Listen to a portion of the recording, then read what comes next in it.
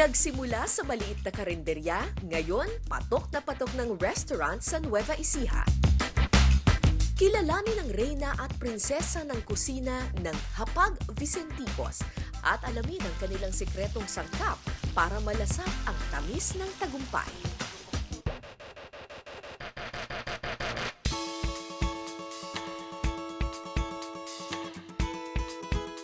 Ilang minuto lang mula sa kanilang restaurant matatagpuan ang bahay ng pamilya Salazar. Hindi nagkakalayo ang tema ng kanilang tahanan sa Hapag Vicenticos dahil Pinoy na Pinoy rin ito at mabusisi ang detalye ng bawat kasangkapan. Itong bahay ninyo para talagang bumalik ka sa nakaraan, no?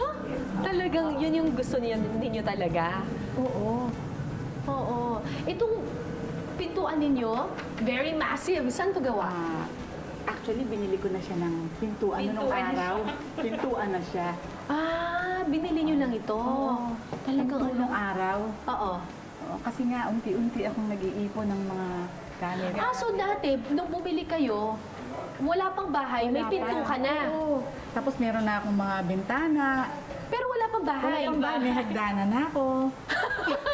Malakas lang yung loob ko kasi yung asawa ko, architect siya. Oo. So, walang mawi-waste na mga gamit. Ang mga antigong kagamitan na matatagpuan sa kanilang bahay, sinasadya pa raw ni Christy sa mga antique shop. Ang ilan, mismong sa mga ginigibang lumang bahay pa nang galing. Merong mga jars doon. Kaninong collection ito? Kay mama. Sa akin din. Sa inyo rin. Oo.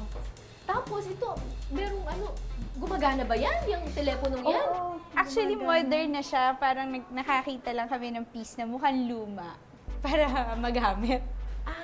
Yes, pero modern na siya. Itong plancha po ito, tita, di ba? Oo, plancha nung araw yan. Yan ang brass yan na nilalagyan ng uling.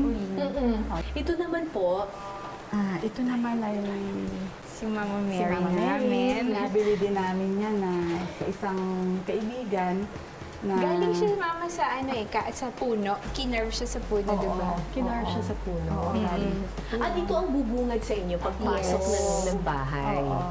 Important sa inyo. Naka-welcome si Mama Mary, di ba? Nakaganon Sa siya. restaurant, meron din kaming Mama Mary na naka-welcome din siya.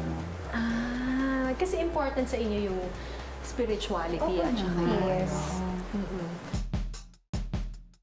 Tapos, ang bintana ninyo ay kapis. Ito mas malalaki pa yung mga squares Oo, tsaka niya. yung height niya. Tsaka yung Talagang height niya. Original siyang ganyan.